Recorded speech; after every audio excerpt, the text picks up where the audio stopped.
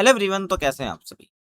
जैसा कि आपको पता है, बिहार, मध्य प्रदेश और गुजरात की 3 सीटों पर उपचुनाव हुए थे, जिसके रिजल्ट्स भी आज घोषित कर दिए गए हैं। जिसमें से जो बिहार की सीट है बांकीपुर, वो काफ़ी चर्चा में है क्योंकि वहाँ से प्रशांत किशोर खड़े हुए थे जन स्वराज पार्टी से, जो कि जीत चुके हैं। आप सोचोगे एक नॉर्मल सीट ही तो थी और जीत गए। ये आपके लिए नॉर्मल होगी। अगर आप ढंग से राजनीति को समझने की कोशिश करोगे, सीट के इतिहास को समझने की कोशिश करोगे, तो आप सोचोगे कि हाँ भाई, तो जन स्वराज पार्टी के जो ये की साइड से जो खड़े हुए हैं, तो जो फाउंडर भी हैं जन स्वराज पार्टी के, ये जीत चुके हैं। ऐसा मैं क्यों कह रहा हूँ?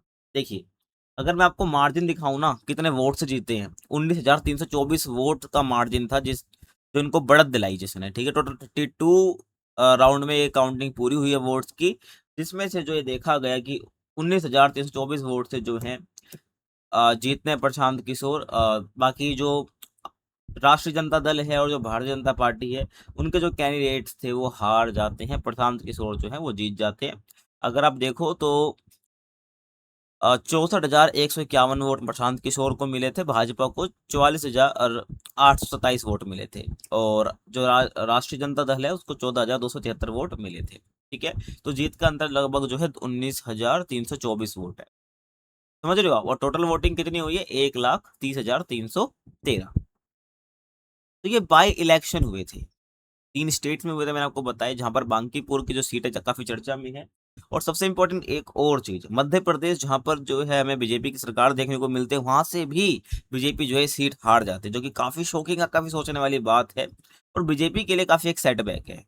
ठीक है, और बाकी रही बात गुजरात की सीट, जो कि मांझलपुर सीट है, तो वहां से जो है जो उपचुनाव हुए थे वो जीत चुके हैं। सतीश पटेल जो है ये खड़े हुए थे, और बीजेपी की साइड से ये जीत चुके हैं। बाकी कांग्रेस को यहाँ पर जीत नहीं मिली है। अब एक कार्टून काफी फेमस हो रहा है कि आप देख सकते हो, जैसे कि अब जो ये आप व्यक्ति देख रहे हो, है ना, जो यहाँ पर ब्रश लेके खड़ा हुआ है, दीवार पे कुछ ढकने की कोशिश कर रहा है, तो ये नितिन नवीन जी हैं, जो कि इस सीट से विधायक थे। लेकिन अब क्या है, ये जा चुकी हैं राज्यसभा में, तो इनकी सीट हो गई खाली।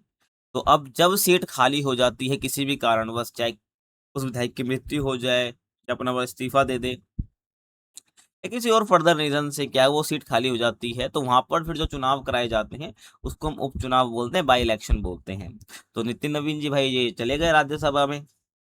ठीक है, और इनको लगा भाई किसी को भी खड़ा कर देंगे, जीत तो जाना ही है। और ऐसा नहीं हुआ।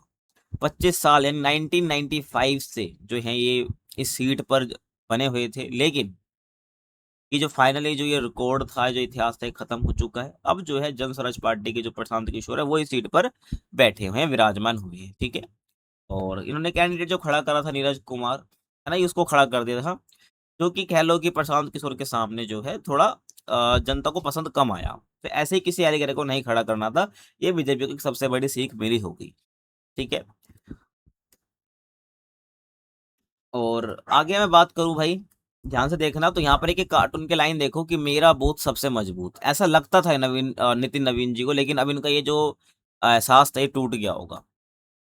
अब ये जो उपचुनाव हुए हैं कि न किसी रीजन से हुए, जो आपको पता होना बहुत जरूरी है एज अ सिटीजन। देखिए ध्यान से, अगर मैं बात करूं बांकीपुर उपचुनाव की, तो उसका इसका रीजन क्या है? तो मौजूदा जो बीजेपी विधायक थे नितिन नवीन जी, वो राज्यसभा के लिए चुने जाने थे, और विधानसभा सीट से इस्तीफा देने के कारण यहाँ उपचुनाव हो रहे हैं।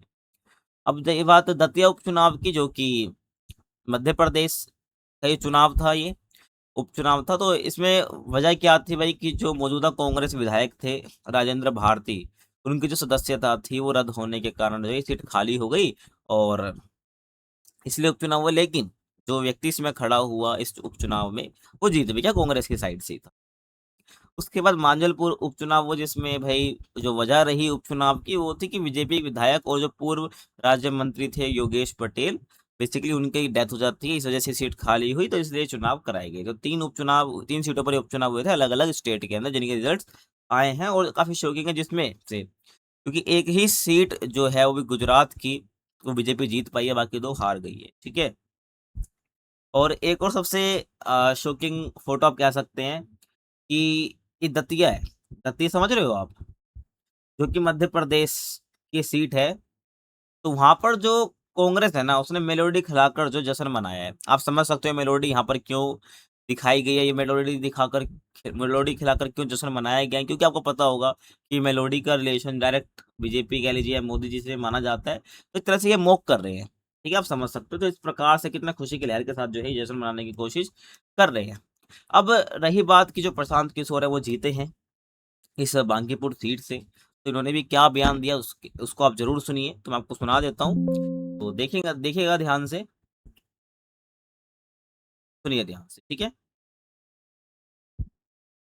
जाति, हर वर्ग के लोग, हर हर दल और हर विचारधारा के लोग आपकी मदद करते हैं। देखिए, मेरे दरवाजे बांकीपुर के लोगों के लिए ही नहीं, पूरे खुले हुए हैं, जिसका ये भरोसा है कि प्रशांत किशोर या जनसुराज उनकी कुछ मदद कर सकते हैं। हम लोग की आवाज अभी आज एक विधायक की ही है, लेकिन जब विधायक नहीं थे तो भी पूरे बिहार में जहां पर भी व्यवस्था से लोग पीड़ित थे उनकी आवाज उठा रहे थे, और अब उसको और मजबूती से उठाएंगे।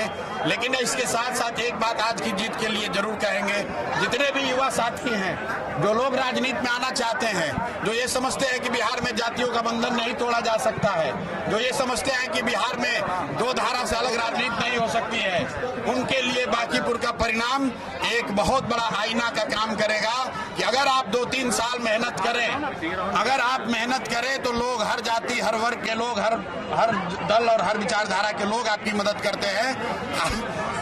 मैंने देखिए बांकीपुर में कोई ऐसा बड़ा काम नहीं किया है, लेकिन 30 दिन के प्रयास में 30 साल का भाजपा का किला ढहा है। उसकी एक वजह यह रही है कि 3-3.5 बरस जो मैंने प्रयास बिहार में किया है, बांकीपुर की जनता ने कहीं न कहीं उसको देखा है, और उसी काम को देखकर ये भरोसा जताया है। तो मैं बिहार में युवाओं से, खासकर ऐसे लोगों को जो राजनीति करना चाहते हैं, उनको ये बताना चाहता हूं कि अगर प्रशांत किशोर ये कर सकते हैं तो आप भी अपने विधानसभा क्षेत्र में कर सकते हैं। जरूरत इस बात की है कि अगले 3 बरस 4 बरस आंख बंद करके लोगों के बीच रहिए, लोगों के साथ काम कीजिए, जाति, धर्म, नेता, समीकरण सब भूल जाइए। अगर 3 साल 4 साल आप मेहनत करेंगे, जनता हर हालत में आपको जिताएगी, कहीं कोई रोक नहीं सकता।